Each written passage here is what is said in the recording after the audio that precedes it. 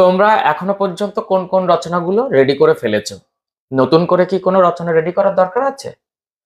কোন রচনাটি এই বছর তোমাকে লিখতে হবে, অর্থাৎ 4টি যে রচনা দেয় কোন কোনগুলো তোমাকে করতেই হবে এবং সেখান থেকে তুমি কমন পাবে।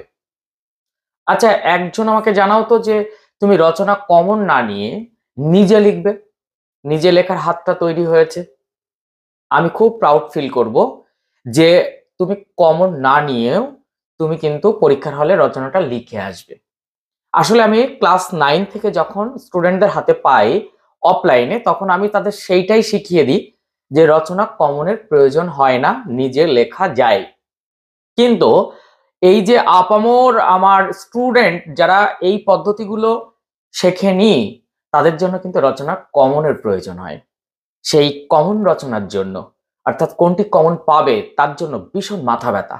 সবাই ধরে রেখেছো যে বাংলার উৎসব এবার আসছে, বিজ্ঞান ও কুসংস্কার এবার আসছে, বিশ্ব উষ্ণায়ন এবার আসছে, বাংলার ঋতু বৈচিত্র্য এবার আসছে, চরিত্র গঠনে খেলাধুলা এবার আসছে, বিজ্ঞান মানে আশীর্বাদ না অভিশাপ অর্থাৎ বিজ্ঞানের ভালো মন্দ এবার আসছে। সব রচনাগুলোই তো আসছে, আসলে কোন রচনাটি আসবে প্রথম থেকে শেষ পর্যন্ত দেখার অনুরোধ রইল।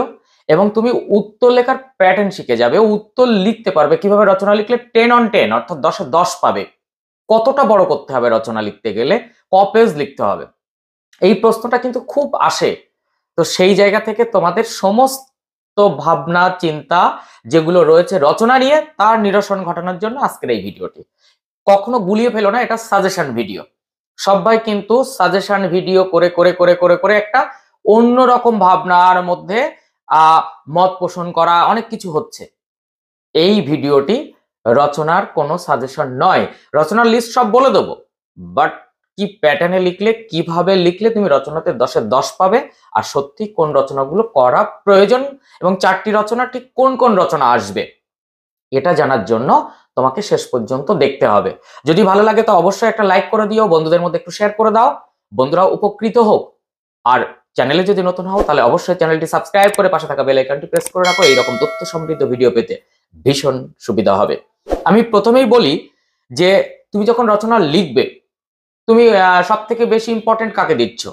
ধরো বিজ্ঞান ও কুসংস্কার। তাহলে তুমি যখন বিজ্ঞান ও কুসংস্কার লিখবে, তখন তুমি রচনাতে সবার আগে দুটো কবিতার লাইন লিখে নেবে। তুমি খাতা বার করে সেটা লিখে নাও যে বিজ্ঞান ও কুসংস্কারের কোন কবিতার লাইন দুটো লিখে কোটেট করে, এবার ভূমিকা করে কতগুলো পয়েন্ট করবে, কি করবে আমি বলে দিচ্ছি।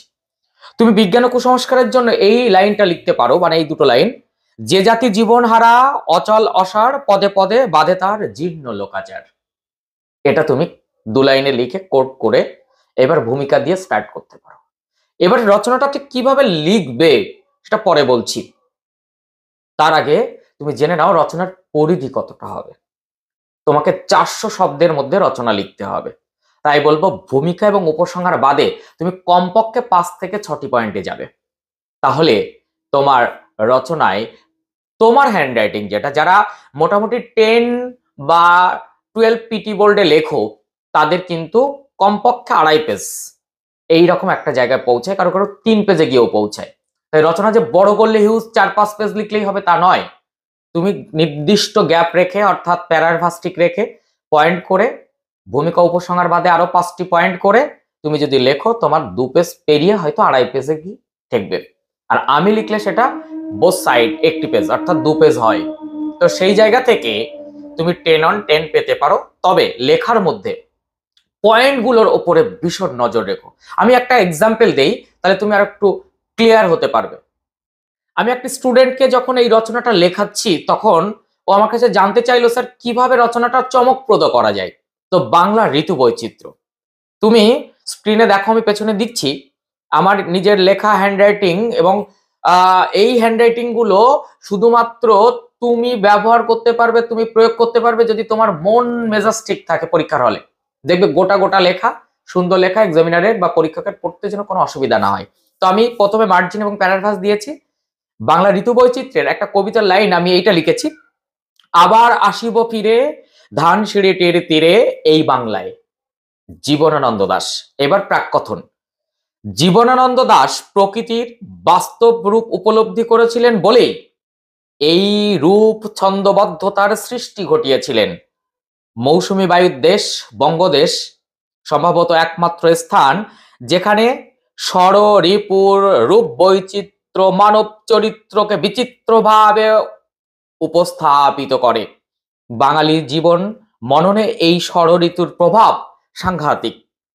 গ্রীষ্ম, বর্ষা, শরৎ, হেমন্ত, শীত, বসন্ত নিয়ে বাঙালির 12 মাসে 13 পার্বণের জীবন চর্চা রচিত। এবার গ্রীষ্মকাল, বৈশাখ জ্যৈষ্ঠ এই 2 মাস নিয়ে গ্রীষ্মকাল। রবির তেজ যখন ধরিত্রীকে দগ্ধ করতে থাকে তখন বাংলায় ঘটে কাল বৈশাখীর তাণ্ডব। মানুষের চরিত্রে ঘটে প্রকৃতির ছায়াপাত। চারপাশে নদী নালা মাঠ ঘাট শুকিয়ে যায়। গরমের দাবদাহে মানুষের মৃত্যু পর্যন্ত ঘটতে থাকে। তাই তো বিভৎসতা অবলোকন করে কবিগুরু বলেছেন, দারুণ অগ্নিবাণেরে। এরপর তুমি বর্ষাকাল, একটা কবিতার লাইতে স্টার্ট করছি, এসো শ্যামল সুন্দর। রবীন্দ্রনাথের সম্ভার যেন প্রকৃতি অবলম্বনে রচিত। আষাঢ় শ্রাবণ এই 2 মাস নিয়ে বর্ষাকালের মেয়াদ।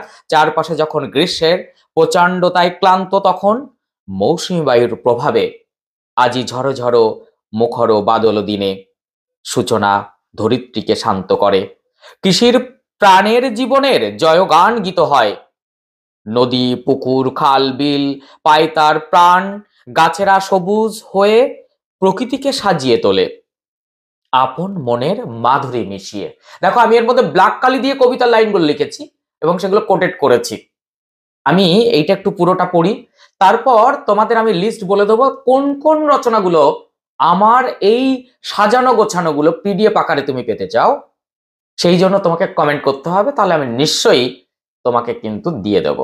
এবং ডেসক্রিপশনে আমি সেই পিডিএফ এর লিঙ্ক তোমাদের চাহিদা অনুযায়ী আমি অবশ্যই আপলোড দেব।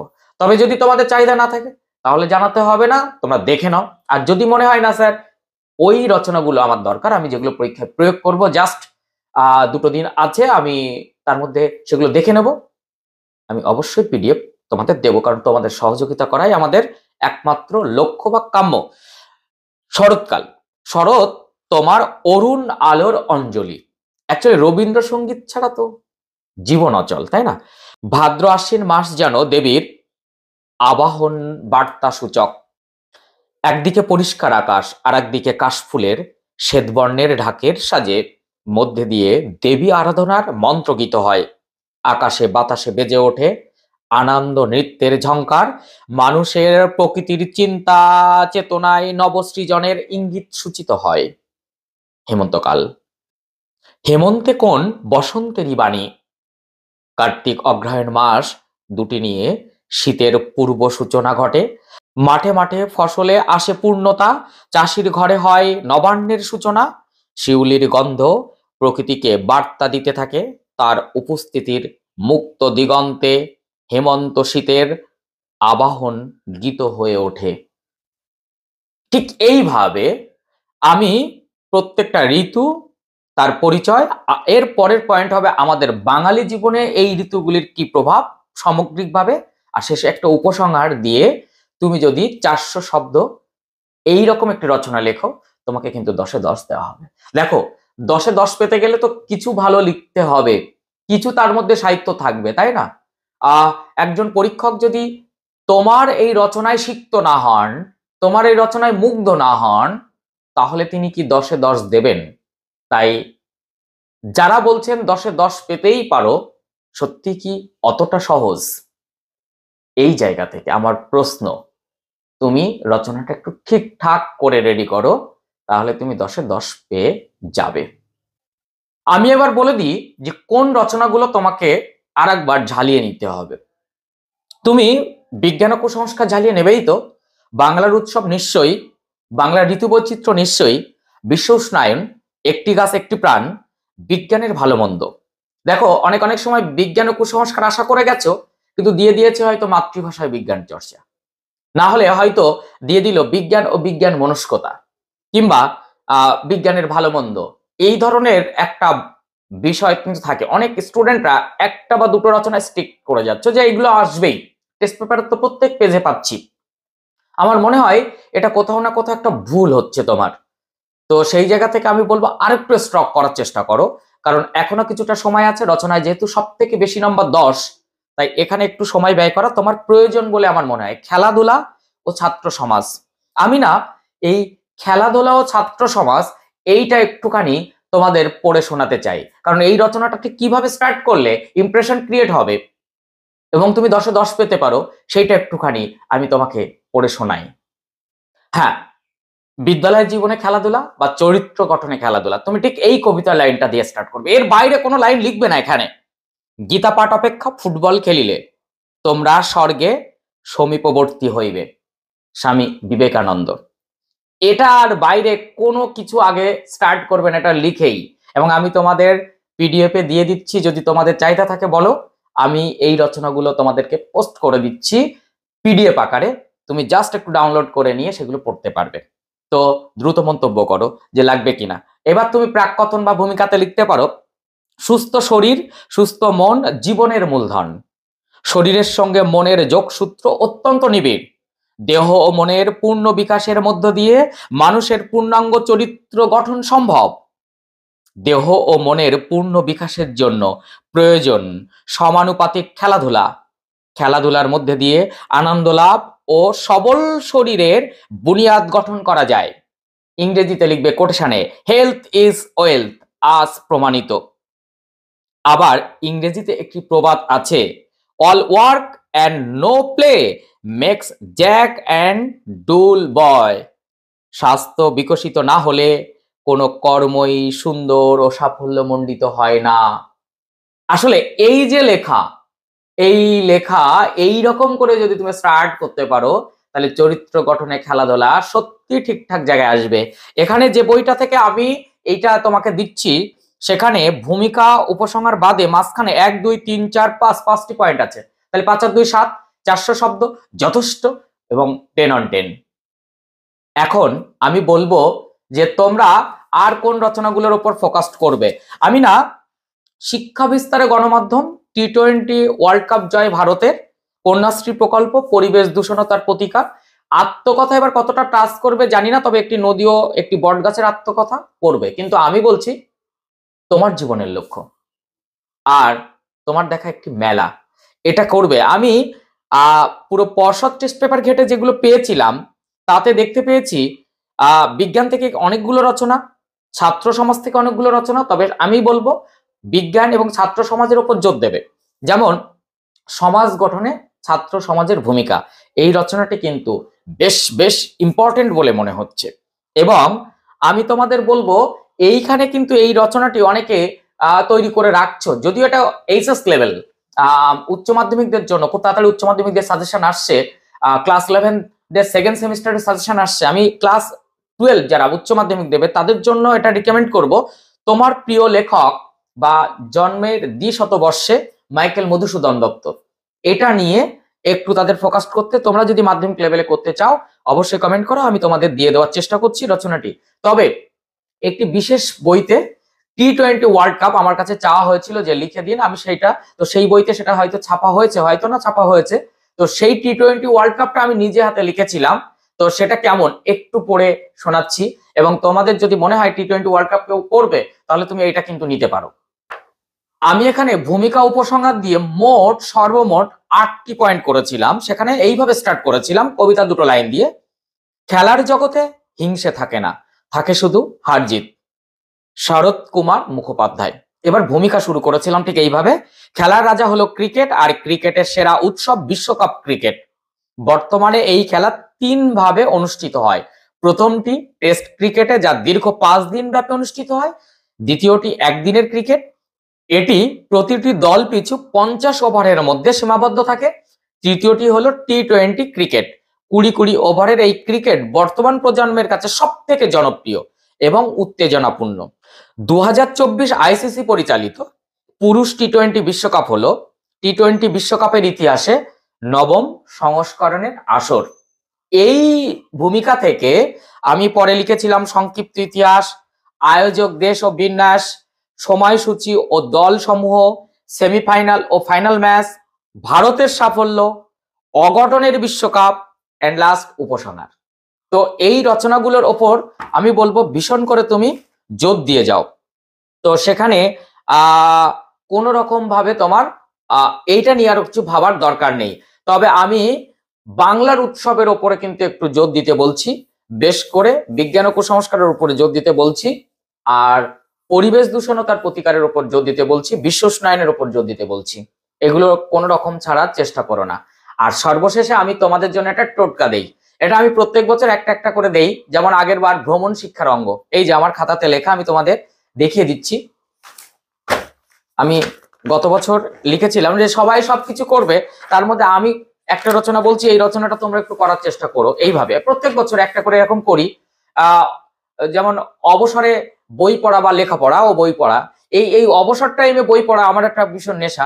তো ওইটা আমি রচনা করেছিলাম, এবং এইগুলো না প্রত্যেক বছর কোথাও না কোথাও স্টুডেন্টরা ভীষণ প্রাউড ফিল করছে যে স্যার আপনি এটা কি করে বলছেন, এবং এসে যাচ্ছে এটা। এবার মনে হয়েছে বাংলা সংস্কৃতি। তা আমি ভ্রমণ শিক্ষার অঙ্কটা ঠিক এইভাবে শুরু করেছিলাম। আমি চঞ্চল হে আমি সুদূরের পিয়াসী, রবীন্দ্রনাথ ঠাকুর। তার ভূমিকা ঠিক এইটুকু লিখেছিলাম। ভ্রমণের নেশা মানব জাতির রক্তের মধ্যে, যুগ যুগ ধরে সে ছুটে চলেছে অনন্ত অসীমের দিকে। চেনা জগতের বাইরে অচেনা জগৎ তাকে জানবার আকাঙ্ক্ষা তার চিরকালের। পাহাড়, সাগর, মরুভূমি, জঙ্গল, নদ নদী সবই বিস্ময়। এইটুকু ভূমিকা দিয়ে শুরু করেছিল এবং 2024 স্টুডেন্টরা কিন্তু পেয়ে গেছে। তাই আমার মনে হচ্ছে তোমরা যদি কেউ মনে করো বাংলা সংস্কৃতি এই জায়গাটা বা বাংলার শিল্প সংস্কৃতি এই জায়গাটা বা এই রচনাটা তুমি লিখতে পারো, যারা নিজেদের লেখার হাত তারা অবশ্যই কিন্তু এটা করবে। তো বাংলা রচনা নিয়ে আমি তোমাদের একটা স্ট্রাকচার দিলাম। তোমাদের যে কি দাবি দেওয়া আছে সেটা নিশ্চয়ই কমেন্ট বক্সে করো, আমি কমেন্ট বক্সটা দেখবো। তবে একটু 1-1.5 ঘন্টা লেট হবে, কারণ আমার এক্ষুনি অফলাইন ক্লাসে ঢুকতে হবে।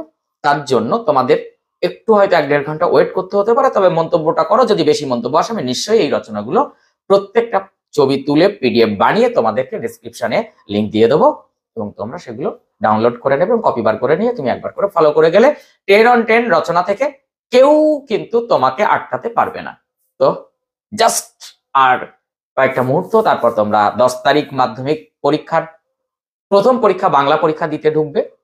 আমি খাতার মার্জিন কিভাবে দিতে হয়, খাতা কিভাবে রিপ্রেজেন্ট করতে হয়, খাতার ইমপ্রেশন কিভাবে বাড়ে, খাতাতে কিভাবে লিখলে তোমার নাম্বারটা অনেক বেটার আসবে, তা নিয়ে আমি এর পরের ভিডিও পোস্ট করব।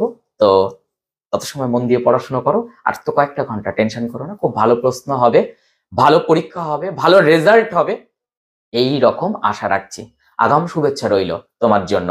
10 তারিখ থেকে কারুর 20 তারিখ, কারুর 22 তারিখ, যাদের ঐচ্ছিক বিষয় আছে 22 তারিখ, এই টাইমটা তোমাদের জন্য সব থেকে সেরা টাইম যাবে, এই আশা রাখছি। টাটা।